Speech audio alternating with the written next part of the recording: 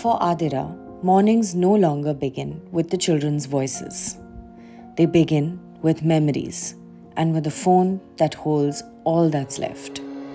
എനിക്കിപ്പോൾ ഒന്നേ പറയാനുള്ളൂ, എൻ്റെ മകള് ജീവിച്ചിരുന്നപ്പോൾ അവൾക്ക് കിട്ടേണ്ട നീതി എന്തായാലും കിട്ടിയില്ല. നാട്ടുകാർ ഒക്കെ എന്നെ എന്ത് വേണമെങ്കിലും പറഞ്ഞോട്ടെ, ആരെന്ത് വേണമെങ്കിലും പറഞ്ഞോട്ടെ, എന്നെ വേണമെങ്കിൽ വന്ന് കൊന്നോട്ടെ, എനിക്കതൊരു പ്രശ്നമല്ല. പക്ഷെ എൻ്റെ മകൾ മരിച്ചപ്പോഴെങ്കിലും അവൾക്ക് കിട്ടേണ്ട ഒരു നീതി അതെനിക്ക് മേടിച്ചു കൊടുക്കണം എന്നുള്ള ആഗ്രഹമുണ്ട്. അത് തെളിയിക്കണം എന്തായാലും.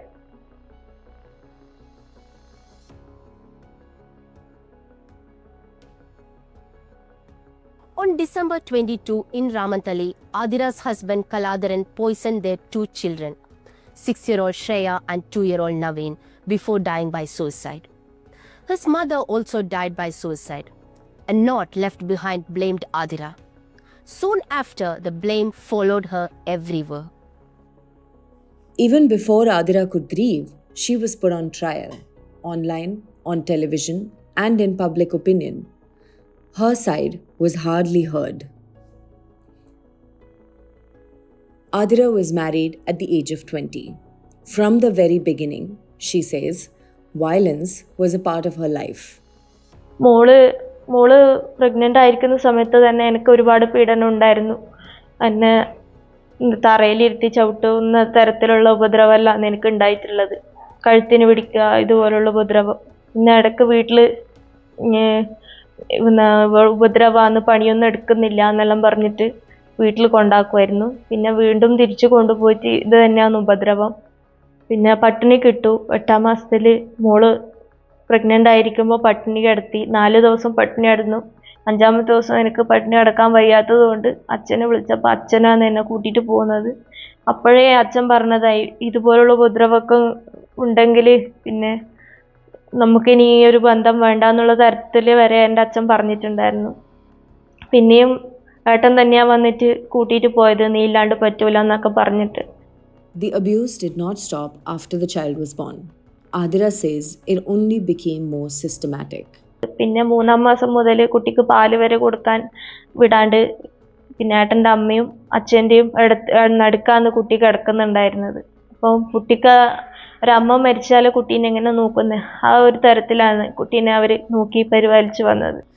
According to psychologists, this is a classic pattern of control.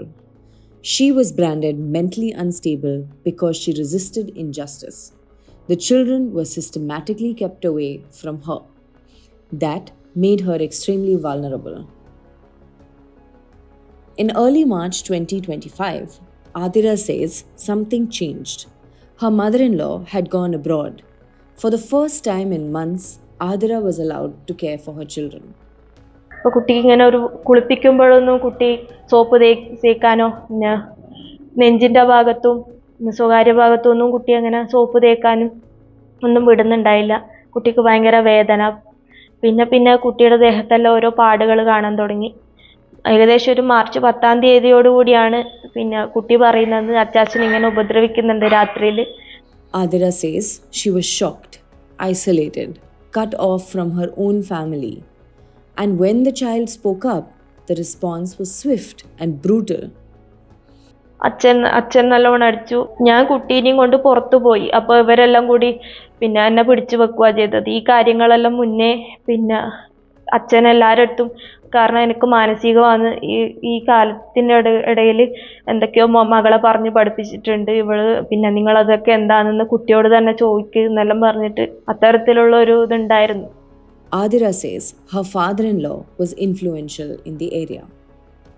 രാഷ്ട്രീയ നേതാക്കളെല്ലാം വന്നു പോയിട്ടുള്ള ഒരു കല്യാണമാണ്.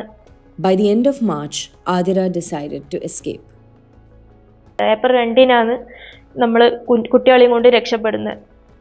ഒരു നമ്മൾ ഉടുതുണിക്ക് മറുതുണി എടുക്കാതെയാണ് നമ്മൾ അവിടെ നിന്ന് ഇറങ്ങി. കുട്ടികളെ മാത്രമേ ഞാൻ എടുത്തിട്ടുണ്ടായിരുന്നുള്ളൂ. പിന്നെ ഏട്ടൻ്റെ മേശയിൽ 25,000 രൂപയോളം ഉണ്ടായിരുന്നു.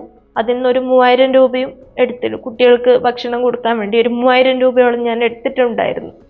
Adira first went to a private hospital.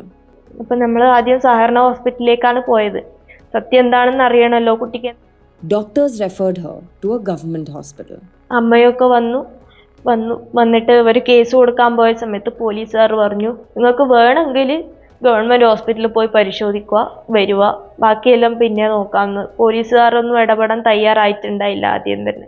പിന്നെ നമ്മളെയും കൂട്ടിയിട്ട് ഗവൺമെൻറ് ഹോസ്പിറ്റലിൽ പോയി. ഗവൺമെൻറ് ഹോസ്പിറ്റലിൽ പോകുമ്പോൾ ആദ്യം ഡോക്ടർ പേര് എനിക്ക് ഓർമ്മയില്ല.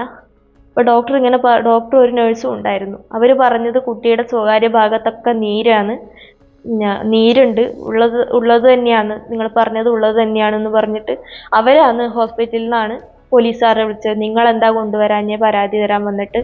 The child's statement was recorded. An FIR was registered under POCSO. കുട്ടി എല്ലാ കാര്യങ്ങളും പറഞ്ഞു. FIRന്റെ അകത്ത് കൃത്യമായിട്ടുള്ള കാര്യങ്ങളെല്ലാം കുട്ടി പറഞ്ഞത് എഴുതിയിട്ടുണ്ട്. Adhira's escape with the children was only temporary. Kaladharan later secured court-sanctioned visitation. In November, after Shreya sustained a finger injury, Kaladharan accused Adhira and her mother of causing it and kept the child away for 40 days. On December 20, Kaladharan came to court with their daughter. That day, the family court granted Adhira full custody of both children. Later that evening, Kaladharan tried calling her twice through video calls. Adhira did not answer. He then made a voice call and told her that if she wanted to see her children for the last time, she should pick up the video call. When she answered, he told her he had bought ice cream for the children and along with it something else, indicating poison. Adhira says she tried to calm him down. She pleaded with him to come home. Then after he reached, they even spoke for about 40 minutes. That night, Kaladharan left again with their 6-year-old daughter, telling Adhira that she could pick the child up from school the following Monday, December 22.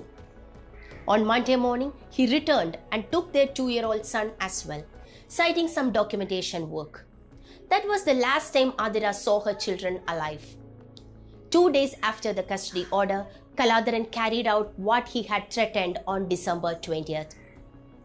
Despite court orders and a pending POCSO case, Adhira's children were killed by their father, and yet the focus shifted back to her.